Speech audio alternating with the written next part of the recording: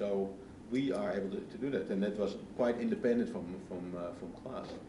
But we came to an agreement, say, well, okay, once we go past the midway point, I think we have illustrated that the situation is stable, that the contingencies either have not been used or are effective, and could we then agree that they accept redelivery of the vessel, basically, because the Salvo was still in charge, and then we're just a riding crew going to destination.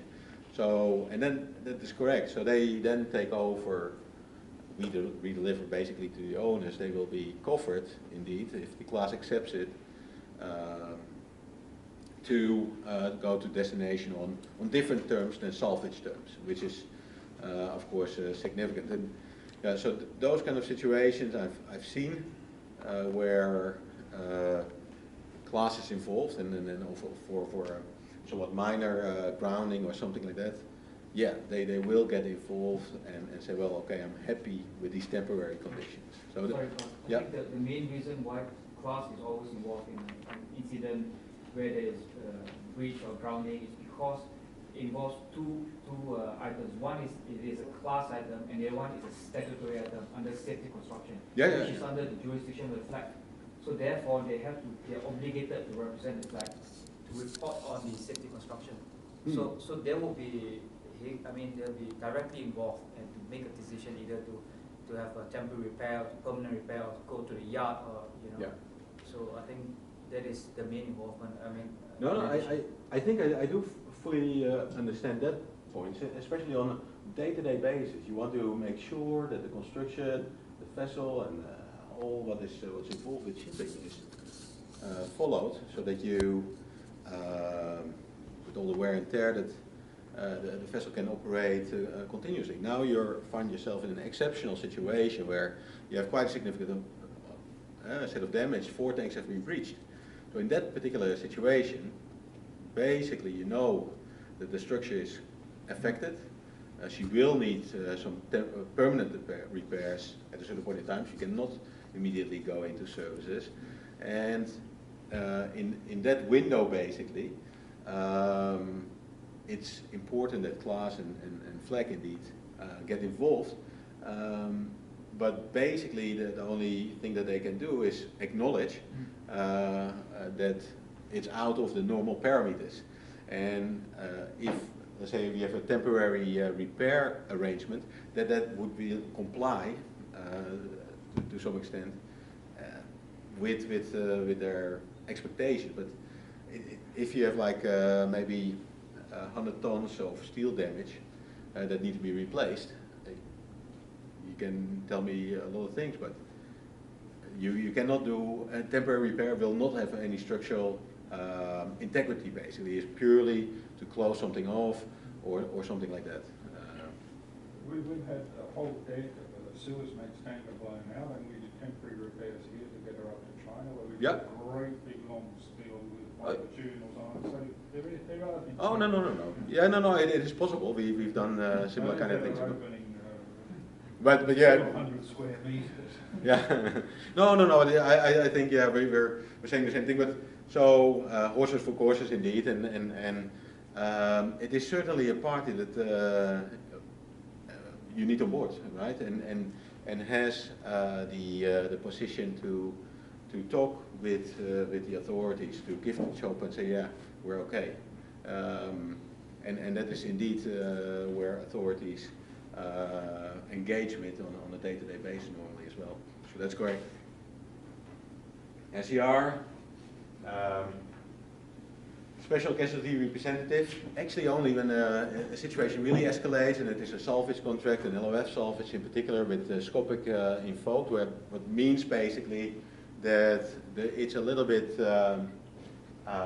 questionable if there can be a full recovery. It's a safety net kind of arrangement. The Scopic stands for Special Compensation of P&I Club Clause. And then there's a kind of day rate arrangement that kicks in where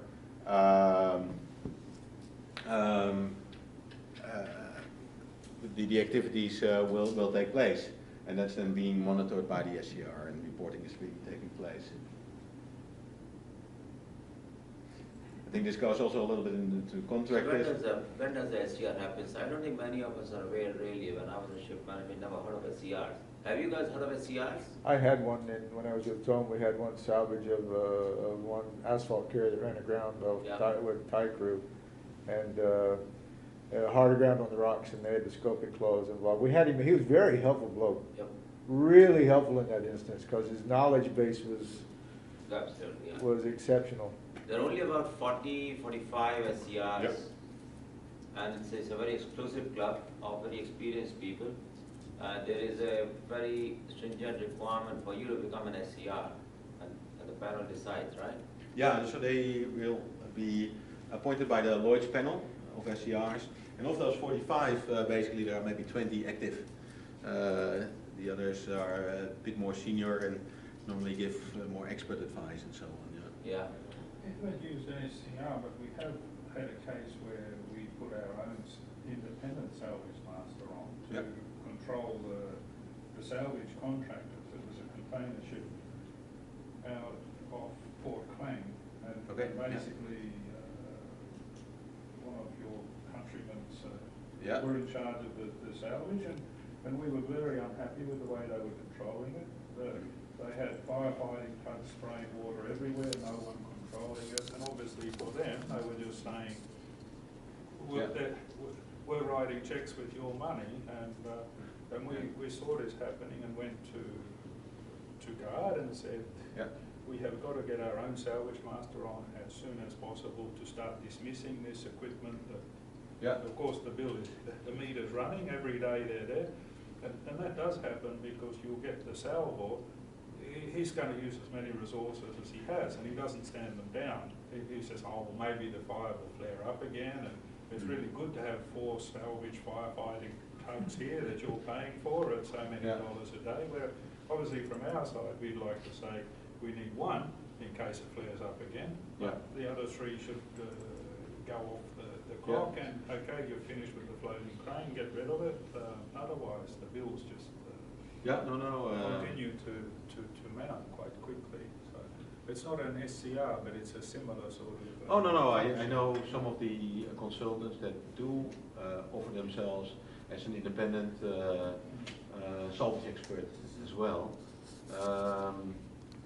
And indeed, some of them are very good and strong in controlling this.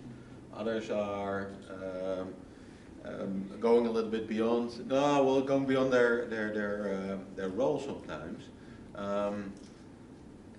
I think there are certain requirements as to response. We need to do as a solve for, or I think the next slide. Our best endeavors under a salvage contract, which is very far-reaching, and that might not be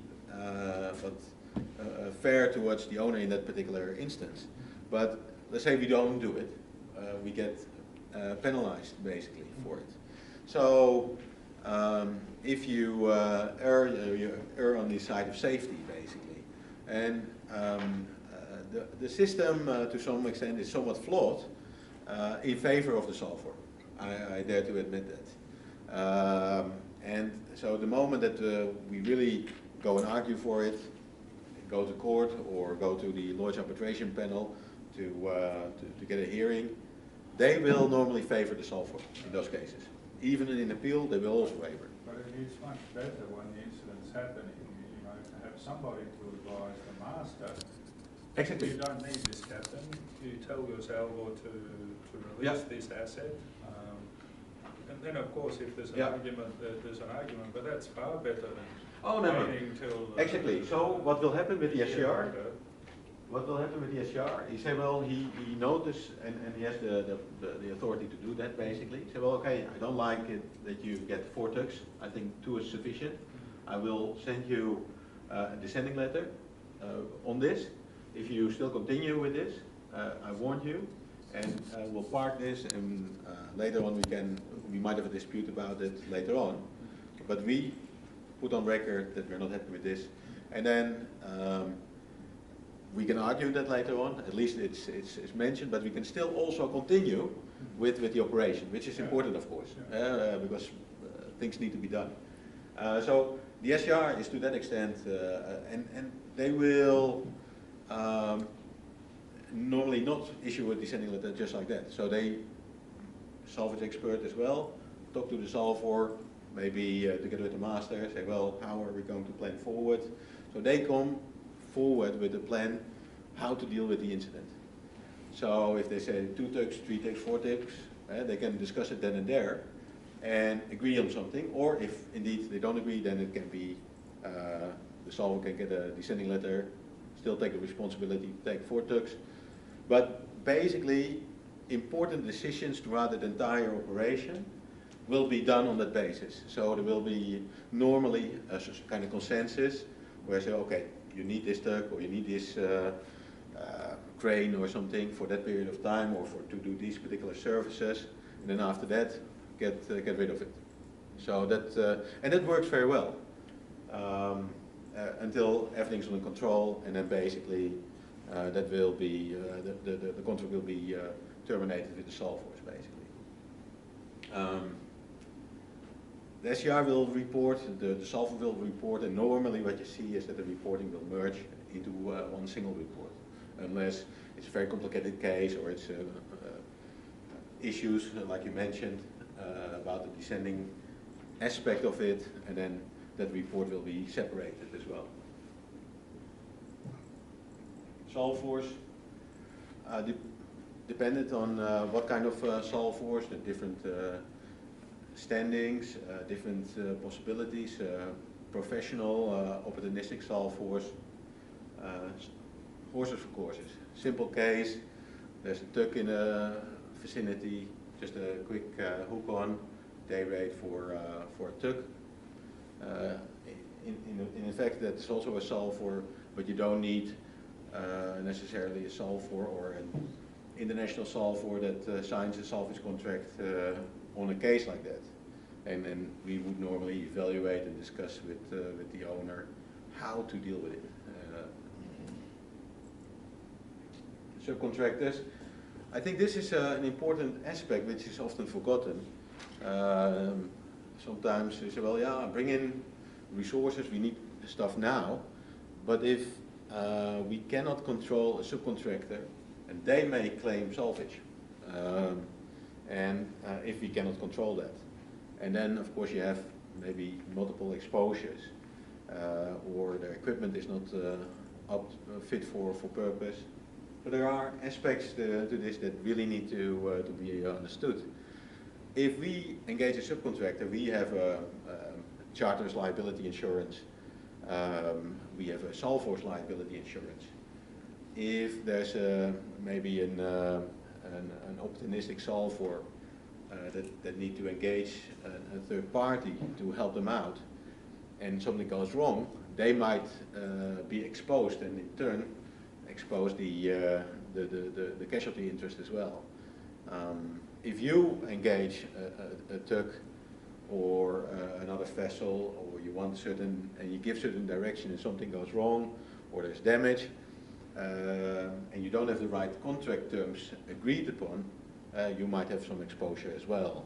So this is something that can be significant. In a straightforward case, normally it should be fine. Maybe you engage a broker, they warn you for this, or if we get involved, we can advise as well. But these are elements that sometimes it's good to consider. If a quick decision is being made and the contractor will go off in a certain direction and try to claim salvage, even if you don't expressly agree to that, yeah, you might have an exposure, and not only you, but also your cargo interest or other stakeholders in that venture. Surveyors, consultants, now we touched upon that. Of course, expert salvage consultants and so on, they have a place. Cargo interest, consultants for respective interest, machinery, P&I. Sometimes they are conflicting a little bit, and everybody wants more information in the case of an incident. And so they sometimes fall over each other to get access and want to know what was the cause, and maybe that's not always the appropriate time if you still deal with an incident. So important sometimes to entertain or to work with, to get things moving. Sometimes need to look into the timing of respective parties a little bit to see if it's safe for parties to come on board, and also desirable for them to be on board at that point in time.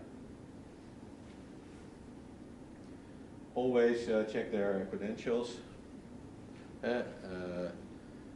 If they come on board to deal or to look at something that can help in evaluating the quality of the cargo or so, which is important for before and after STS or so, that may be fine, but if they then go and look through the engine room, if there was a blackout before you went aground or something, that's maybe not entirely appropriate. And these things do happen where they come on board under false pretenses.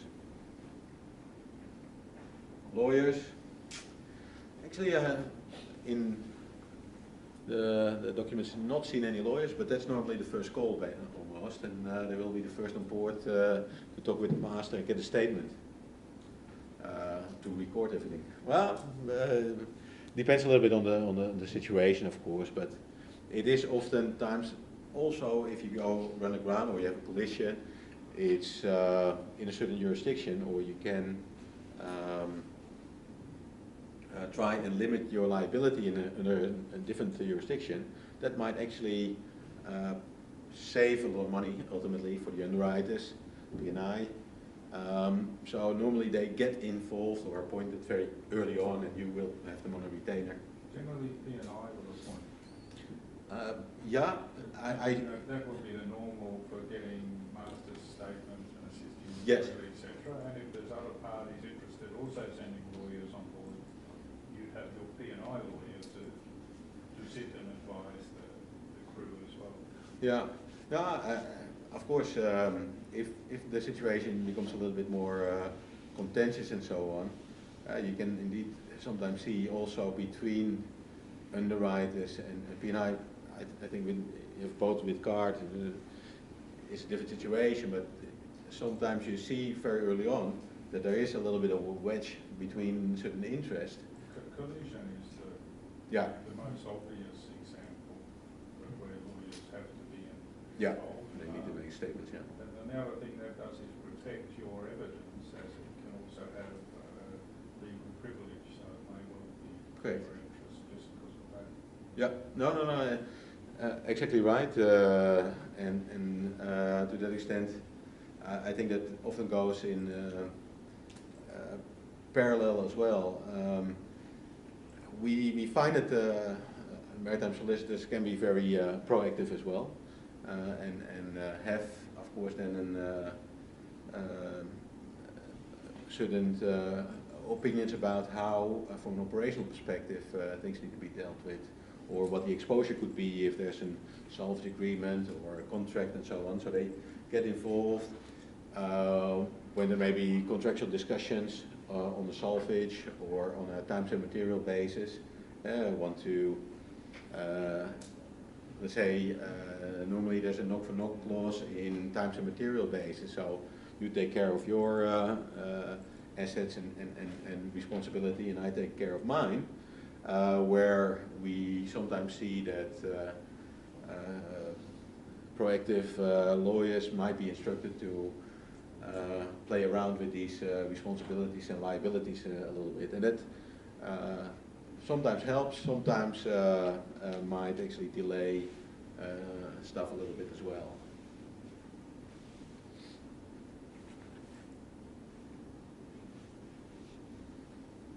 Of course, this is maybe a bit easier put here, and it's very obvious, but it's sometimes very difficult for a master to check. Of course, you have your logs and so on, but I think what I've seen, especially if there's a location that is quite accessible, a grounding situation or so, and authorities come in, but also other parties come in, and yeah, it's difficult to control that sometimes. But of course, that is very important, and especially if there are other activities going on, solvers are on board, or what have you. It might be a large team of people on board, you don't notice people coming on board. It is a reality. So it's good to sometimes deal with it, or maybe designate somebody in addition, a coordinator or so, or administrator to help out if the case is a bit larger or so. Okay, so we could not refloat the vessel as we said just now. So now we are going into the next scenario, I think. I think so. It's I think we've done a fairly lengthy discussion about it already, but we can just touch briefly on it. Are we big for coffee? Yeah, I think actually our coffee break is there as well. Thanks for reminding. So we'll do that. We'll do coffee break first, and then we once we're back, then we'll run through the next scenario.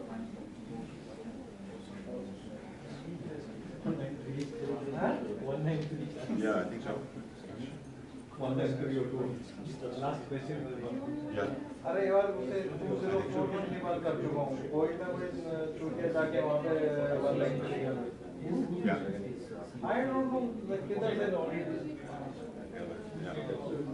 दो सौ चार you remember we had a dream No, but also we addressed a few things already, of course. So we do now break. 204 Yeah, with I've got a accommodation. yeah in the plan it is given as 204 Yeah, very cool.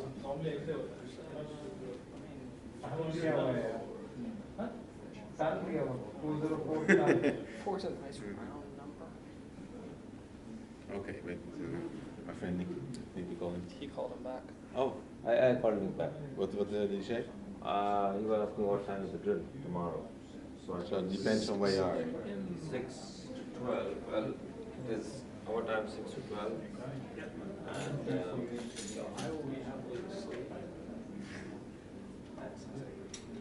just wake you up. Yeah. Oh, Blackberry is still there. Yeah, This is a you're actually being recorded. video or? Huh?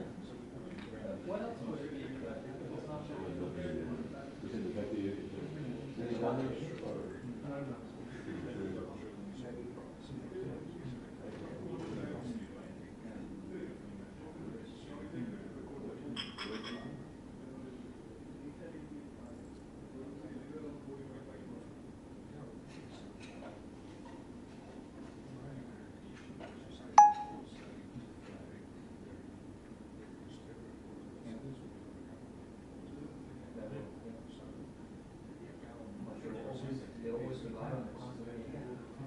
It's representing flag, it's representing phosphate.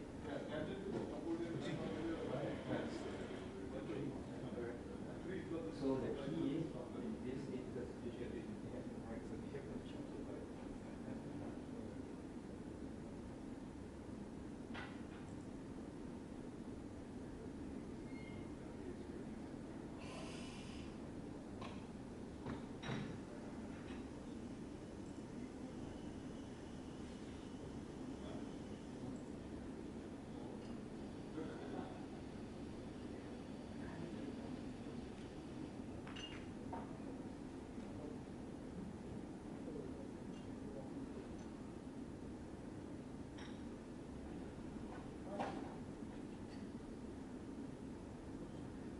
we have a Filipino master on front of slot. It's showing Filipino faster or hard offload and QAD? I don't know.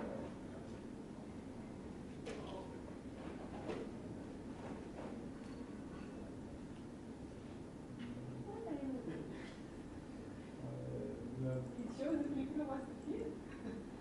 No, I was checking, doing something for QAD here, and there's actually was showing that. No, second engineer, you have one also. No, I can't check. I don't have my computer. I just need to check on my computer.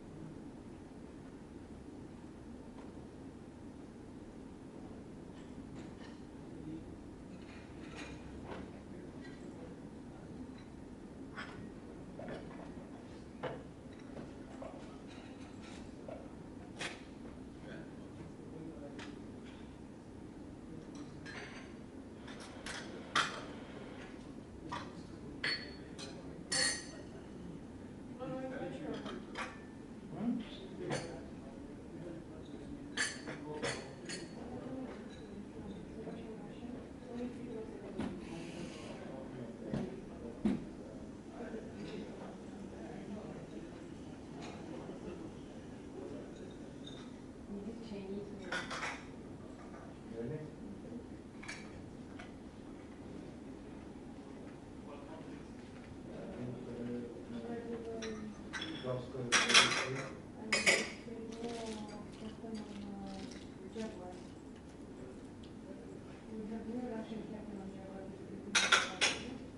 Who's going?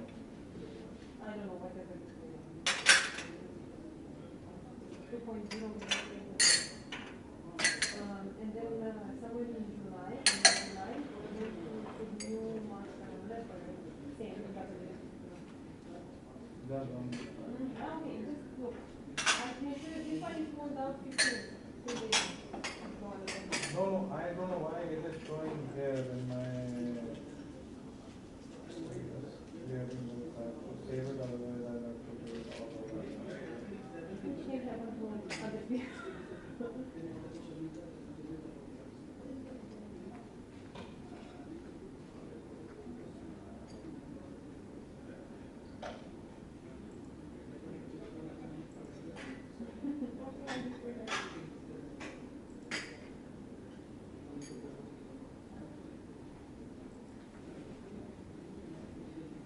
I spoke to Wes. Regarding?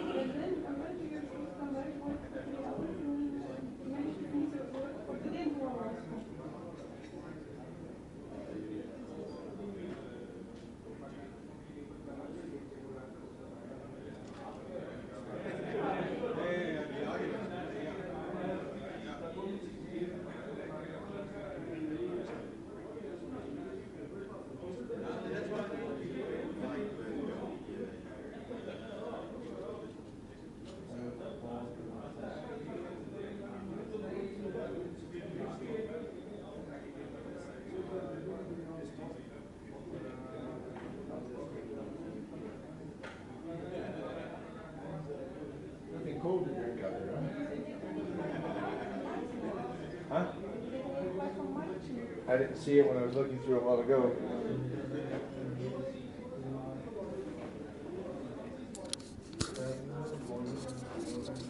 Up on our conclusion of our drill, this is the last portion, which is, I think, a portion we've spoken about pretty well in depth already, is conducting the lightering to achieve a sufficient enough draft to refloat the vessel.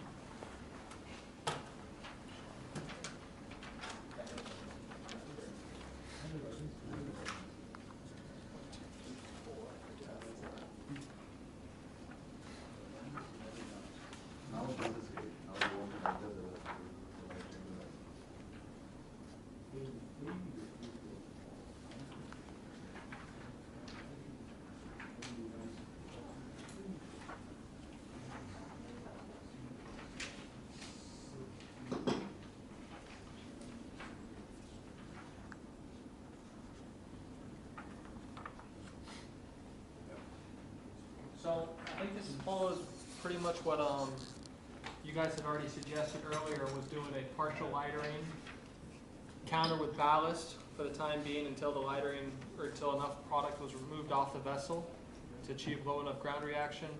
And then when it comes down to actually refloating the vessel, pump all the ballast off at high tide and just pull the vessel off the ground reaction. We were shooting for a 3-meter draft change. And I forget, I believe it was about 14,000 tons of product that I was looking to remove. And so not sure much more to touch on this point. I think we've discussed that fairly well in depth. Are there any questions on the lightering per se? And it would be, you can use internal cargo system transfer because none of the cargo tanks are breached, cargo system still intact, and just STS normal procedures. I'm sure you guys know as much about it as much as I do. Once the vessel's safely afloat, she can be towed to a safe anchorage nearby either Indonesian, Singaporean waters, depending upon authorities. Set anchor, and then what's next? Next things that could happen, obviously you'd probably do a dive survey, class inspection, figure out the extent of the damage, possibilities. She's structurally damaged enough that class will not allow her to sail to a foreign port to finish the complete discharge. Maybe she's lightly damaged and can be patched. You can pump out the ballast tanks and then continue the voyage to final destination, offload the cargo before going to the port of your choosing to conduct repairs. That is a possibility, and that has occurred. The other possibility is full lightering. Full lightering, you have to transfer everything to, you can do that in the anchorage, transfer everything to another vessel. It continues the transit for final discharge, and then the vessel goes for repairs. And that could either be, depending upon what class or authority restrictions, would have to be, for instance, there was a case here recently, about a month back. A vessel was, remember this one, boss? Vessel was damaged. Singaporean authorities wouldn't allow it to leave Singaporean waters until it was fully structurally repaired.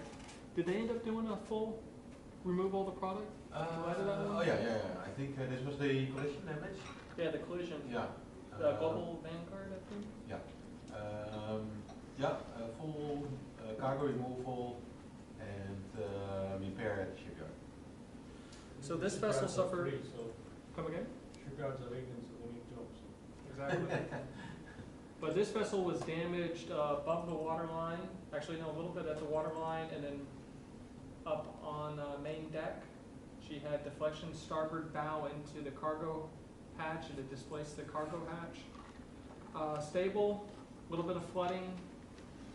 The owners wanted to do temporary repairs, pump out the ballast tanks, and continue the voyage without actually having to dock in Singapore. Singaporean authorities would not allow it.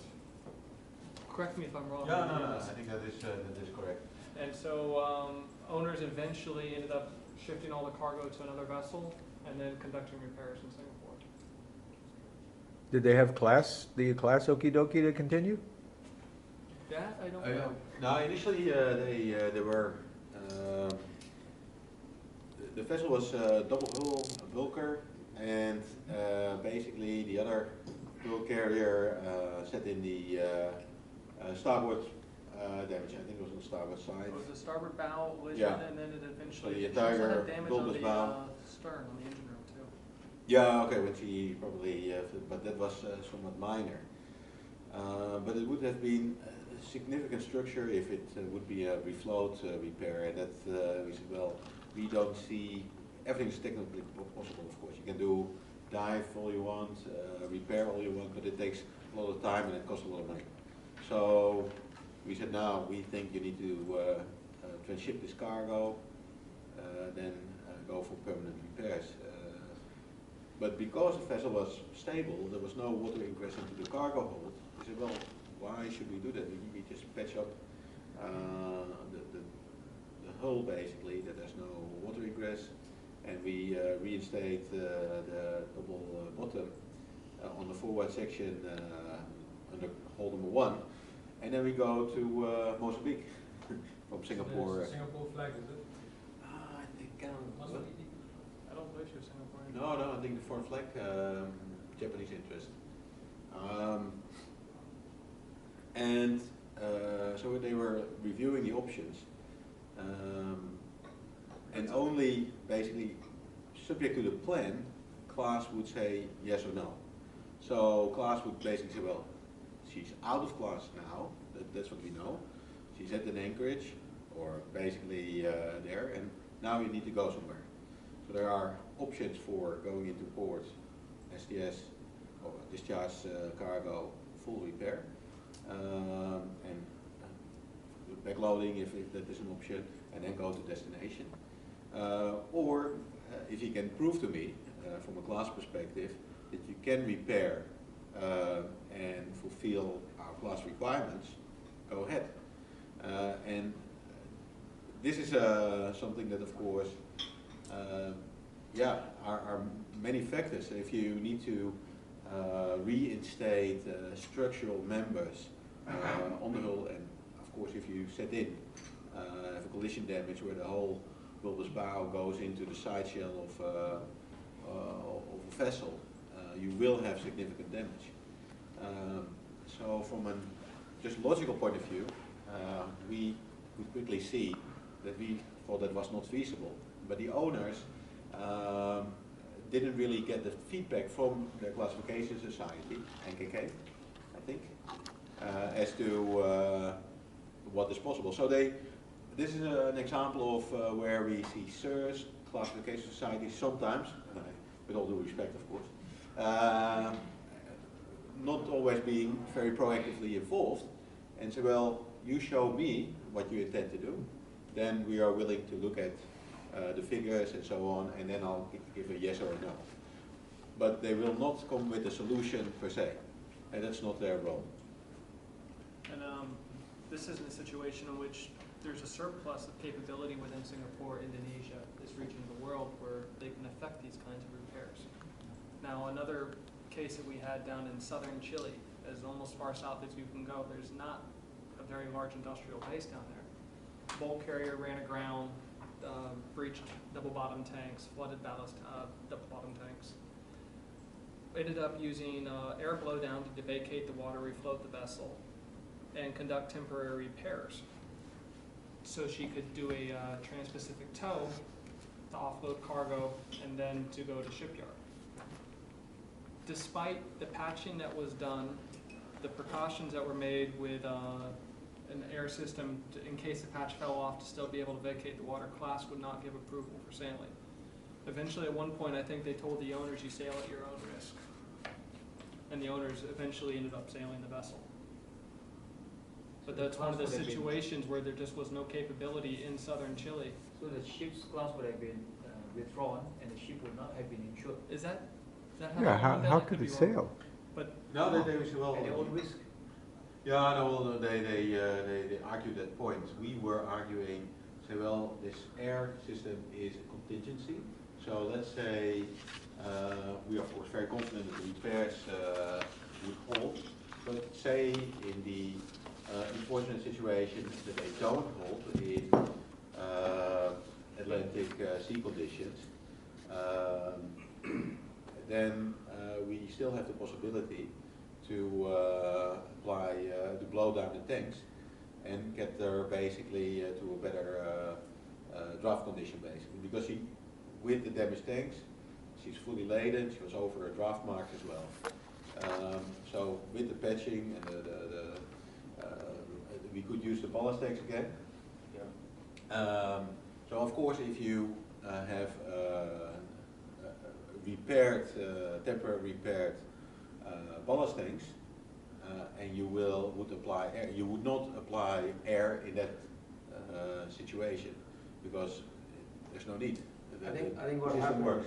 yeah, I was involved in that case, and the class said it's not required. You don't require to put this air flow, from what I hear. Yeah. And the local surveyor, the class surveyor in Chile was not understanding what was going on, so he said, I don't want to get involved, I will not give this certificate. So we had to speak in Japan, the class, other guy, and say, hey, listen, this is what we are doing, technical plan is given to you, salvage plan, you need to approve this is our method of doing it. And we want a ship to sail from Chile all the way to Brazil, discharge cargo, and then she eventually came to Turkey for repairs. So it was not really a dangerous situation, but it's still something had to be done by the salvors, and we actually had our people on board to fix it. But that was, we couldn't affect repairs in the region. Yeah. There's just no shipyard capable. Absolutely. Repairs, expensive, as you mentioned, like Chile and Brazil, that area doesn't have the repair facility like the way. The owners want to come all the way to China to do the repairs, and that's not possible. I mean, in that situation, when you have a ship with that kind of damage, the first thing we would done is call the head office of class and say, make sure you know which surveyor you send on board that ship, and he doesn't write anything that we can't exemplify. And if the ship is a total constructive loss and can't move, of course we're not going to risk our own ship. No. But that's the, That's just a normal. Yeah. Whenever within our group we've had problems with damage on vessels, the first thing we've done is to Better be the on your last toes. phone, you send the junior surveyor who's going to write something that we cannot live with, because once it's written down, it's extremely hard to turn it around. Correct. But that should have been done right at the beginning. At the end, of course, once it's written down, this guy feels it's unsafe, etc., that's very hard to. Interestingly, that was done actually from the beginning, and owners took the proactive role, because owners, we were not talking with the class directly. We don't. We will tell the owners, and then owners will go and talk to the H&M as well as the owners themselves, because we are talking with the ship managers, more or less. And the class was involved in Japan, and they were giving instructions and advice to the local surveyors in Chile.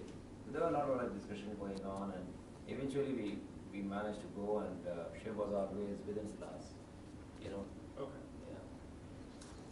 Again, and we'll try to make it such that we have a contingency, and we put it on a contingency on deck of a vessel or so that if necessary we can deploy it. And then the authorities say, no, we want you to deploy it during the operations. But normally we try to, of course, have some common sense, and sometimes they say, well, we're okay, because we don't see the risk. But because, of course, you have damage in this case, and the tank top will immediately be exposed to the cargo, or maybe a fuel tank might be exposed to some extent, so they might actually insist. Another part with respect to the bunkers actually is separately, if that is possible to pump out of the way of the grounding location, that is normally one of the priorities that they want to see as well, so that you control that, but at least that you give it some consideration. I think that is above all, but of course the cost aspect and so is of course understood.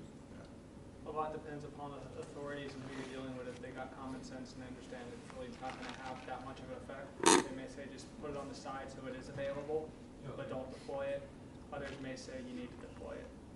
And I think a lot of it also depends upon normal STS operations, run of the mill, you guys are at Anchorage, you've done it 1,000 times, everyone's comfortable with the operation. Now all of a sudden you got to ship it ground, people are a little bit hesitant, they start getting scared. What if this goes wrong? What if that goes wrong? What can we do as a precaution? So that usually comes to light. Thoughts? Yeah. So for the OPA 90 salvage and marine firefighting arrangement, we have a pre-agreed arrangement. This is based on a tariff rate. That the moment you get an incident, there's a requirement to make an assessment from a Salforce perspective, or emergency responder. That tariff rate and those conditions with it will kick in. Normally it's a times and material basis, a rec hire contract, suitable amended, and this is being vetted by you, your P&I, your underwriters, and forms part of the response plan in the United States. So it's actually a good basis for anywhere in the world, basically, to as a guideline, if the circumstances require engagement of a solver, we're normally happy to go on that basis anywhere in the world. But if there's a more immediate need for services, there is an escalation possible into a salvage contract. And now maybe a question to you all: how many Lloyd's of Forum contracts are there agreed every year worldwide? Would you venture a guess? How many Lloyd's of Forum salvage contract worldwide? How many of these contracts are conducted worldwide any given year? 10. Oh, okay. That's very pessimistic from a solver point of view. No, but it's a low number. It's a low number, and I think worldwide, by all solvers, I think last year there were about 40. In 2005, I think there were about 120, 150 a year. So 1990 it used to be about 235. Yeah. 240 always. We are now living in the days of proactiveness. Yeah. Well, I don't know, there could be a number of reasons why the number of LOFs are going down. It could be like people perceive this to be like a blank check, that's one side of things. Yeah. But at the same time, between 1990 and now, the communication is so much different. Yeah. It is not a ship which is sitting in isolation. They're always in contact with you, and you take a lot of calls. You can sit down and decide what you want to do with the ship. So you can chase, I don't want to have LOF, I can have something else, like rec hire, things to that. Yeah. You have those options. It's not in the hands of masters. As a matter of fact, I'll go to the exercise and say, it's not even in your hands. Your lawyer will tell you whether or not to go with the LOFs. Yeah, that might indeed be the case. But if you have like 40 salvage contracts worldwide, that's a very small amount. But there is, and there's a reason that it's a small amount, of course. But it's also everybody knows whatever contract you agree with, don't agree salvage contract or Lloyd's of Forum contract. We would like to argue that there are some upsides to it as well, and especially, let's say, if your cargo interest have a high insured value, basically, or high value, and the hull might be a relatively small or a lower proportion of the solved value, then basically the majority of the compensation for the salvage company will go from those interests, and it's also post-pay. So, from the cash flow point of view, there are some aspects to consider, but also the terms of the contract, and we'll highlight some of them, and we put them in the slides as well. On a salvage contract, salver has to do their best endeavors, which is English law for saying, well, they have to do a lot. As a professional solver, worldwide solver, our best endeavors are different than a single tug operator that is rendering a salvage service. We have salvage experts, we have facilities worldwide, we have equipment, specialized equipment that we can utilize and should bring in if that is required. And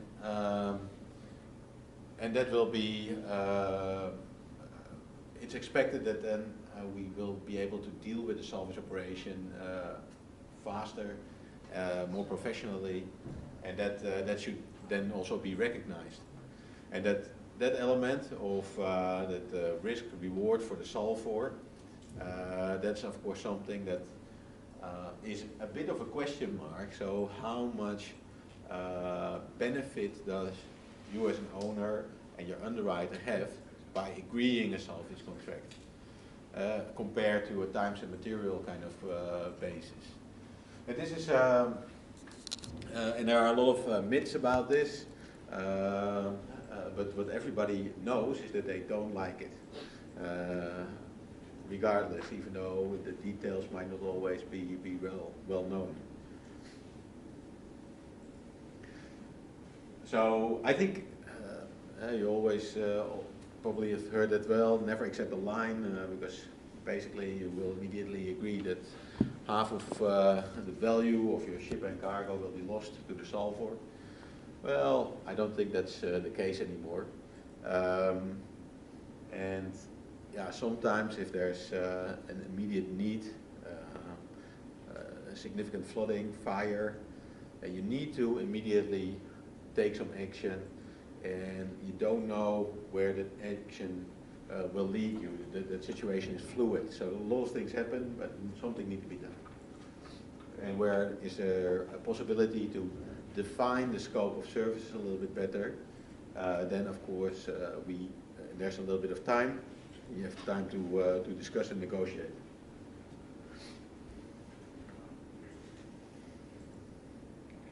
So no time to negotiate compared to where there is time to negotiate. These kind of situations, the damage to the environment, the loss of cargo, loss of property, pressures from external parties dealing with this, last ditch attempt to really save everything. Those are situations where sometimes a salvage contract might be appropriate. But it's at the same token, a salvage company might not always be willing to accept a salvage contract in that situation, because the basic principle of, let's say, a lodgeable form is no cure, no pay. So if there's no cure, you don't get anything, so why would you accept that risk in the first place? Now there are, over time, due to these cases, some safety net arrangements. Initially, it was Article 14. They said, well, okay, we need to encourage the solver that they stay on and remove the oil, the pollutants and so on. So we agree that they can charge some fair rates. This is what Article 14 states, fair rates. Well, I think we can agree that our interpretation, my interpretation of fair rate is different than yours, very likely, and especially in an incident situation. So this was a little bit a flawed system, of course. So what is a fair rate? And there's been trials on the basis of Article 14, and it's very lengthy, very messy, and very costly. Nobody wants to end up in a court case arguing these points. And but that was, of course, not really a workable situation. So in, I think around 1999, another system was put in place, which is, was the Scopic system, which is basically a replacement, in a way, for the Article 14. Scopic stands for Special Compensation of P&I Clubs, and this basically was not a fair. Then they, the safety net then would activate and that would be a tariff rate basis. And since 1999, this has been used many, many times, and that tariff rate basis, the safety net rates, have started actually living a bit of a life of its own and has become a de facto industry standard for rates for salvage personnel and equipment, and also third-party floating assets and so on. Every 3 years that the tariff rate is reviewed. The latest iteration of the scopic rates is 2017, January, so this year. I don't think we have a reference here, but it can be looked up online very easily at the Lloyd's Salvage Arbitration Branch, and it's Appendix A. Normally, if you Google Appendix A, Lloyd's Arbitration Branch, you can immediately find what the rates are. So here are some major incidents, and as a consequence there were rule changes, and until the next one, and on the next one there will be changes again. And what you now see is indeed that the container side of things, they are proportionately the biggest offenders for spillage, but also for contamination related to cargoes. That is there's a bit more emphasis on this part, and a lot of insurance companies, P&I underwriters, they are scratching their heads. Well, we now have 21,000 TEU vessels. The vessel itself and the cargo, if something would happen to those, you're looking at a loss of maybe $2 billion, which is of course a big exposure. Besides any environmental damage, of course, just property.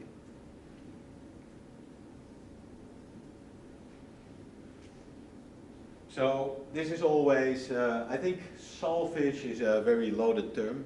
We like to, I use it a lot, but I also recognize that maybe emergency response may be a little bit more appropriate.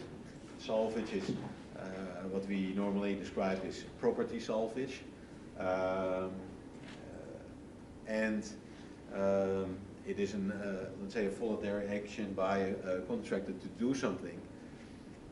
And this is of course an issue where everybody knows that it's related to the property, and if you make a recovery of that property, some element of that will be awarded back to the salver on a salvage contract. So, and this is always, it's not always seen as fair, and maybe also not always appropriate from a contractor's point of view. We actually don't care. We don't have any relationship with the property itself, but we just render a service, and it can be hopefully a short intervention. What if the crew abandoned ship? It changes, huh? Well, actually, it's still not any of the interests that are involved with this vessel and the cargo, even if it's adrift, might say, well, okay, we want to appoint the salvor to assist, and that can be on different terms as well.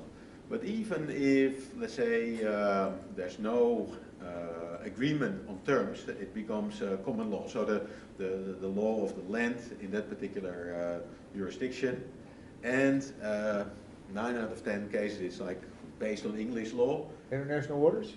International waters, yeah. Normally you then have to go, you have to claim your reward as well as a salvor. And if it's abandoned, there's a chance, of course, that the property will not survive. You have to search for it, you have to sell your tug on speculation, so you have to go at your own cost. So if you taken that risk, so you can say, well, okay, I did a successful recovery. Let's say you are able to get into a certain jurisdiction. Then you have to find actually the property owners and say, hey, now I saved your property.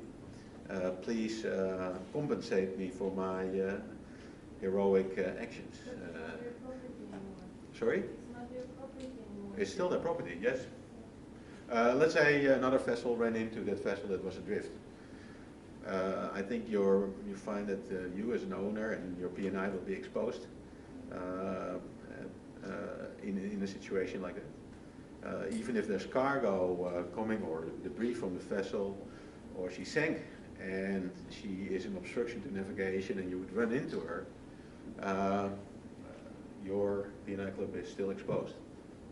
You're still the owner, that's how Yeah. the wreck removal legislation comes in. It's just running Yeah. around and you've got nobody on it, but it's still yours. Yeah, you're still, yeah, no, You still definitely. have the rights of it as well, if it's this little gold bars, then it's still Yeah. yours as well. Yeah, no, exactly. We would probably, from a solver's point of view, argue the case a little bit harder then. But yeah, no, it's but that is even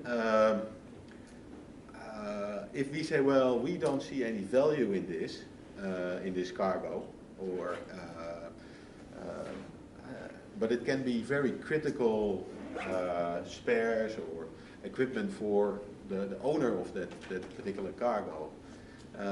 So we cannot decide if it should be disposed, even if it's in a way, and we might have to keep it safe, so that until the rightful owner declares wants it back, or says, well, explicitly, I abandoned it.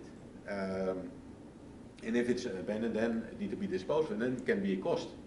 And it can be a cost not only to that respective cargo or hull aspect to it, but it can be a cost that needs to be shared by the other parties that are involved with that vessel or that property.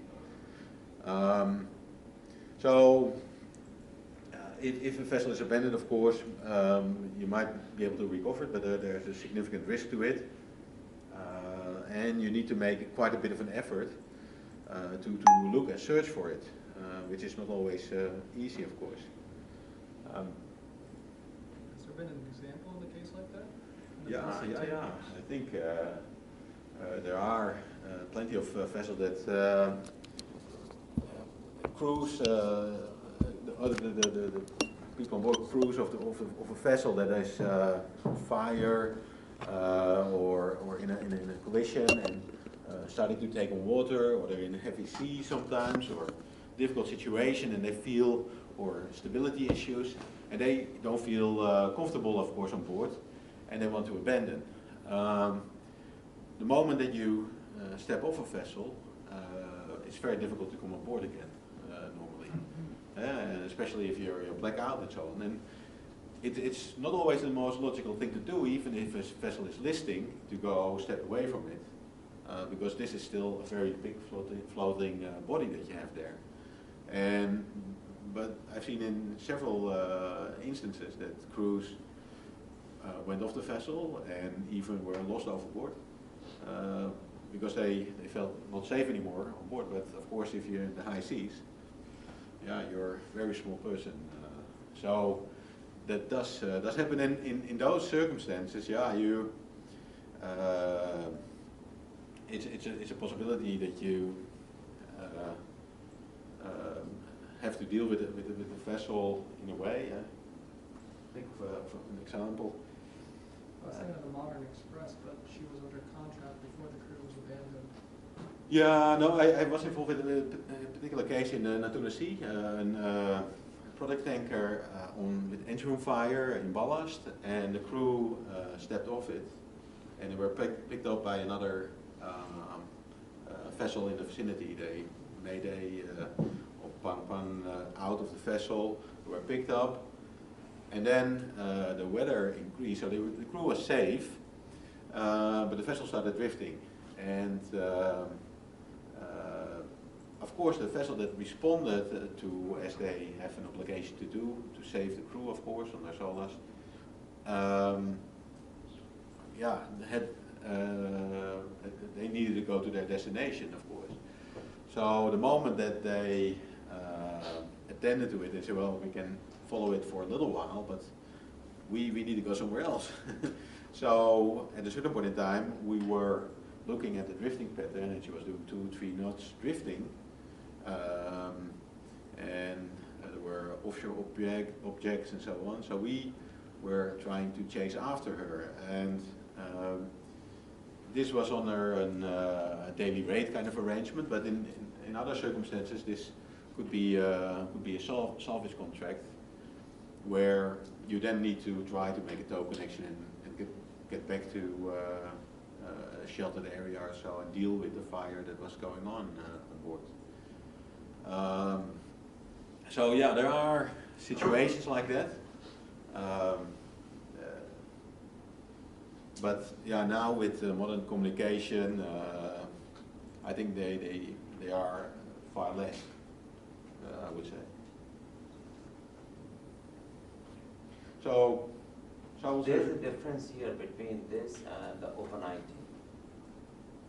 Just to address this problem, in OpenIT you already have a contract with the solver, right? You know that?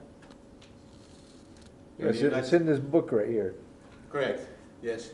You can just pick the phone and call the solver. You have obligation to call him, and he's obliged to mobilize his equipment and gear. Now what happens, we are not supposed to be acting unless we know what kind of contract we have, what are we supposed to do. So that is actually applicable only for the first $750,000 or few days, whichever is earlier. And then you choose what kind of contract you will have usually, because B&I club usually will end up paying for it. So then you decide LOF or rec hire or marine contract. That happens later on. So that kind of contract, and it's a very good contract to have, because you really don't want to discuss terms when you don't know how badly the ship is impacted. You know, you just want somebody to go first on agreed rate now rather than later. You know. Yeah. So that's what the OpenIT contract says. You got to have a solver with whom you have this binding contract and who is actually recognized by US Coast Guard. So we are obliged to go there, and of course the resources are over. Yeah, and in fact in the OP90 salvage and marine firefighting agreement that we have in place, there are performance targets for us as well. Some are realistic, some are not so realistic. It was very interesting, but when it came in 2010, OpenIT happened in 1990, and the SMFF requirements kicked in only 2010 or 11. They had been actually getting postponed every 3 years. They will have a look and say, solvers don't have the resources to really impose this contract, so we'll postpone it. Till finally they said in 2008, yes, now there is enough requirement, all the solvers are there, they can probably mobilize in line with what is required. And in 2011 says it's not a performance target, it's just a planning target. Yeah, that's right. Right? Yeah. Now of course they're saying it should be a performance target. So we could get waivers in 2011 saying, okay, of the 42 COPD zones, maybe we comply in about 25, but not in the remaining 18 or 19. So it's fine, you can take temporary exemptions. Like for example, in Guam or Hawaii, that is also part of US, and we don't have resources, we say, okay, fine, no problem, you have temporary exemptions for that. But later on, of course, you need to start complying as things move on, and then you have full coverage. Yeah. And so we have that agreement fixed and signed in place. So the QI, if let's say the somehow due to time zones or context are not there, the QI actually can also activate us. Yes. And then subsequently we so that will basically run its course. Of course, we will normally reconfirm, say, okay, we are there, we will, and we start reporting on a half-day or daily rate basis that we are engaged. But anywhere in the world, of course you want to have a signed contract, but for a salvage contract, like the Lloyd's before, basically verbal acknowledgement agreement is sufficient. To go ahead, and this is of course also based on the let's say historical kind of situation where master to master said, well, can you help me, over the VHF was basically sufficient to confirm the contract. Now, I dare to say that many masters will not make a decision like that unless they got the explicit approval from the head office. How many masters have ever signed a Lloyd's open form without office concurrence? Have you guys aware of any statistics? I think it's very few, but There have been a few. oh well, in So the past, surprising. not that anymore, I would say. But what sometimes happens is there is an verbal or there's an office to office kind of an agreement in place, and for as a kind of belt and braces, we want that to be acknowledged by the master, because a master might be the agent of necessity dealing for the owners, of course, or will be. So he's still in control. It's still his ship at that point in time. Well, there are options for contracts. Again, I think I've got a few slides on Lloyd's Open Forum. I think we can skip over those fairly quickly. If you have any questions out of curiosity, happy to entertain it. I think personally it's the best contract in the world, as long as the solver behaves and really engage with the owner to say, well, we really need to move here, and we work together closely to get a problem solved, but only in very severe incidents where there's fire, combination of the casualty options, flooding, fire, grounding, very difficult situation with cargo or things that are almost impossible to control unless we move now and extremely fast. And I think in those circumstances, either it's self-evident or your underwriters, P&I, will say, well, this is a typical situation where such a contract is used. Anything else than that, I think you might have a little bit of time to negotiate and then go into a times and material basis. And but is it something when a master, like say, used or activated alerts, can he justify is used under the ISM code as Master's Overriding Authority? Would it be?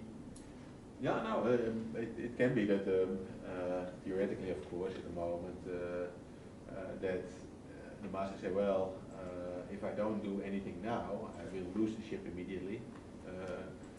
But the important point is that now we say at the age of this communicative age, like usually the contract from 235 is 40, right? Yeah. So I mean, as you go progress further, it may be 10. Yeah, no, correct. Yeah, so we really need to use it. I mean, that's the question. So because we still have in SMS states that LOF to be used where possible. And, yeah, I think so. I think I think it's still there's a merit to it. I think, but you need to understand the contract basically. So if action need to be taken in, or let's say, well, inaction means that there will be a huge loss of the cargo. The exposure that you as the owner or the deciding party has might outweigh that. So if you, because you didn't do anything at that point in time, you now lost $100 million worth of cargo because you wanted to make a decision to go on a daily rate for $5,000 a day instead of taking the action and spend $200,000 a day for maybe for a week. That is something, but you need to be, of course, mindful that you're able to do that. Step back, say, well, okay, now I really need to take action and do it. Do whatever it takes to save this vessel and the cargo. And you've got nothing to lose. You got nothing to lose. So well, it's correct. I say, well, let's go ahead with it, and then you can still negotiate on the salvage contract as well. You can say, well, I want you to invoke the scoping clause wrongfully immediately. So basically, the tariff rate will start working but the main contract is still in effect. So the solver still has to do the best endeavors, and all the action that is required, but there is a reservation that due to the tariff rate base, there's a point of reference as to the cost for the operation. I think that's a bit technical on certain aspects, but if there's maybe no immediate danger that the vessel will be lost and the cargo will be lost, and it turns out that the solvers are able to save the day, the remaining property value might be more than sufficient to cover the awards under the Lloyd's Open Forum, the remuneration that the solver would get under the salvage contract. Now, if that's the case, then they will look at the accumulative tariff rates. Let's say that's $5 million. And if there's an assessment on the salvage award and it will be $10 million, it means that the scopic rate has been wrongfully invoked. Now the solver will get a down push of 25% of the difference. So instead of 10 million, they get $8,750,000. 25% of 5 million deducted, so 1.25 million deducted from the Article 13, the assessment award. So that reduction will benefit the underwriters, the property underwriters, and likely have a significant recovery for the property interest. So another thing that is often thought of is like, okay, a solver gets 50% of the property value, or the recovered solve value. That's not always that's not the case. Normally, I think the average is about 15%. So 15% of, let's say, a container vessel with 10,000 TEU of containers, and container vessel itself is maybe $80 million. It would be a huge number. So, but it doesn't work like that. It's not like a linear kind of thing. And in that case, they might only get like 5% or something. So, but it's an assessment based on a certain criteria under Article 13 of the IMO Salvage Convention 1989. So there are different contracts, salvage contract and Lloyd's open form, like a kind of open-ended kind of thing. And then there are times and material kind of contracts where basically you identify the scope of services, say, well, this is the resources that I'm going to deploy, and give a go-ahead.